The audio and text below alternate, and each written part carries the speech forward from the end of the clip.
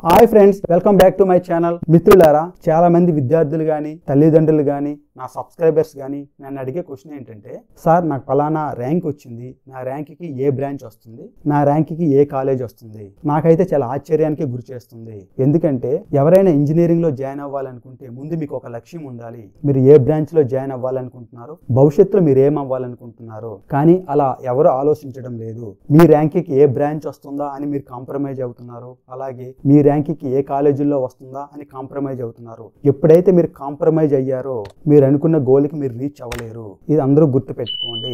ఇక నుండి అయినా అలాంటి క్వశ్చన్స్ అడగడం మానేసి మీ లక్ష్యం ఏంటో చెప్పండి. మీకు ఏ బ్రాంచ్ ఇంట్రెస్ట్ ఉందో అడగండి. ఆ విధంగా మీరు అనుకున్న బ్రాంచ్, మీకు ఇంట్రెస్ట్ ఉన్న బ్రాంచ్ కి మీకు వచ్చిన ర్యాంక్ కి ఆ బ్రాంచ్ వస్తుందో లేదో అలా ట్రై చేసుకోండి. అంతే తప్ప నాకు ఈ ర్యాంక్ వచ్చింది కదా, నాకు ఏ బ్రాంచ్ వస్తుంది, ఏ కాలేజ్ వస్తుంది, ఇలా ఆలోచించడం మానేయండి. ఇలా ఆలోచిస్తే దానికి మీనింగే లేదు. మీ లక్ష్యానికి అసలు విలువ లేదు. కాబట్టి ఎవరైతే ఇంజనీరింగ్ లో జాయిన్ అవ్వాలనుకుంటున్నారో ముందు ఒక లక్ష్యం పెట్టుకోండి. సాఫ్ట్వేర్ ఇంజనీర్ అవ్వాలనుకుంటున్నారా, లేదా గవర్నమెంట్ జాబ్ పొందాలనుకుంటున్నారా, లేదా ఒక మంచి ఎలక్ట్రికల్ ఇంజనీరింగ్ అవ్వాలనుకుంటున్నారా, లేదా మంచి మ్యానుఫ్యాక్చరర్ కంపెనీలో ఒక ఇంజనీర్ అవ్వాలనుకుంటున్నారా, సివిల్ ఇంజనీర్ అవ్వాలనుకుంటున్నారా అని ఎలాంటి గోల్ మీరు పెట్టుకోండి. ఆ గోల్ బేస్ చేసుకొని మీరు బ్రాంచ్ అనేది డిసైడ్ అవ్వాలి.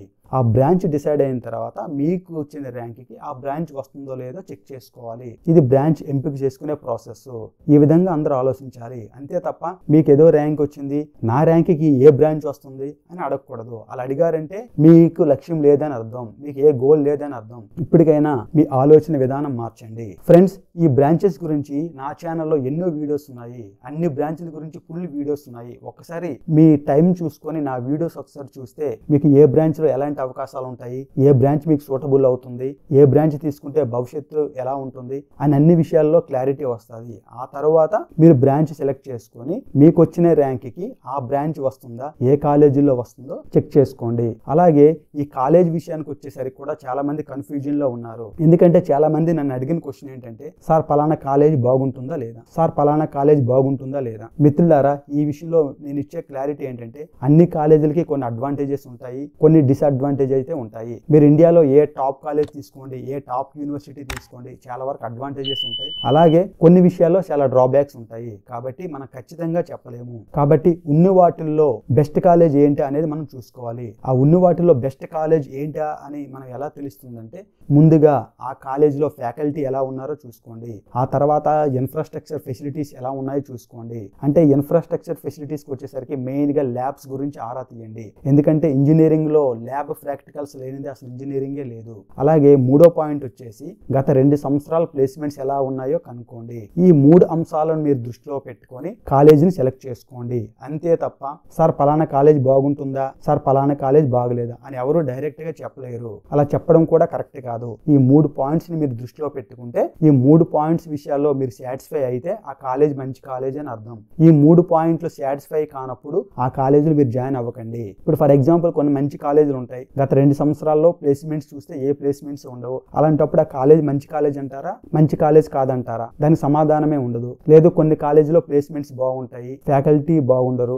కొన్ని ఫెసిలిటీస్ బాగలేకపోవచ్చు, దాన్ని మంచి కాలేజ్ కాదంటారా, మంచి కాలేజ్ అంటారా? దీనికి కూడా సమాధానం ఉండదు. కాబట్టి ఏదైనా ఒక కాలేజ్ మంచిది అని చెప్పాలంటే నేను చెప్పిన ఆ 3 పాయింట్లు దృష్టిలో పెట్టుకొని ఆ 3 పాయింట్లు మీరు సాటిస్ఫై అయితే ఆ కాలేజ్ మంచిది అని అర్థం. అలాంటి కాలేజీలో మీరు జాయిన్ అయితే ఖచ్చితంగా మీకు ప్లేస్మెంట్స్ వచ్చే అవకాశాలు ఎక్కువగా ఉంటాయి. ఏదేమైనా కానీ మీ అందరికి నేను ఇచ్చే సలహా ఏంటంటే, మీరు నార్మల్ కాలేజ్లో జాయిన్ అవ్వండి, యూనివర్సిటీలో జాయిన్ అవ్వండి, ఎక్కడ జాయిన్ అయినా సరే హైయర్ ఎడ్యుకేషన్ లో ఖచ్చితంగా సెల్ఫ్ లెర్నింగ్ అనేది చాలా ఇంపార్టెంట్. ఇక్కడ ఏంటంటే స్కూల్ లెవెల్ లాగా ప్రతిదీ మీకు దగ్గరికి వచ్చి ఎవరు చెప్పరు. ఈ హైయర్ ఎడ్యుకేషన్ లో ఏంటంటే వాళ్ళు మీకు గైడెన్స్ ఇస్తారు. ఆ గైడెన్స్ బేస్ చేసుకొని సెల్ఫ్ గా మీకు మీరే చదువుకోవడం అలవాటు చేసుకోండి. అలా చేసుకుంటే ఖచ్చితంగా మీకు మంచి ఫ్యూచరే ఉంటుంది. లేదు, ప్రతి కాలేజీల్లో మేము కాలేజ్కి వెళ్తే వాళ్ళు ఏదో చెప్పేస్తారు, వాళ్ళు చెప్పేస్తే మీకు జాబ్స్ వచ్చేస్తాయి అనుకోవడం పొరపాటు. వాళ్ళు గైడెన్స్ మాత్రమే ఇస్తారు. ప్రతిదీ మీకు మీరు చదువుకునేటట్టుగా మీరు అలవాటు చేసుకోండి. అలా అలవాటు చేసుకుంటే ఖచ్చితంగా మీరు మంచి పొజిషన్ లోకి వెళ్తారు. అలా కానప్పుడు మీరు ఎంత మంచి కాలేజ్కి వెళ్ళినా సరే మీరు సెల్ఫ్ గా ఏది నేర్చుకోకపోతే, సెల్ఫ్ లెర్నింగ్ కి అలవాటు కాకపోతే మీరు భవిష్యత్తులో ఇబ్బందులు తప్పవు. ఈ పాయింట్లన్నీ దృష్టిలో పెట్టుకొని ఒక మంచి నిర్ణయం అయితే తీసుకోండి. ఫ్రెండ్స్, నా వీడియో మీకు బెనిఫిట్ అయ్యిందని భావిస్తే వెంటనే లైక్ చేసి మీ ఫ్రెండ్స్ అందరికీ షేర్ చేయండి. మరిన్ని ఇన్ఫర్మేటివ్ వీడియోస్ తో మళ్ళీ మీ ముందుకు వస్తాను. ఫ్రెండ్స్, మనం గతాన్ని మార్చలేము కానీ భవిష్యత్తుని మార్చగలము. Thanks for watching.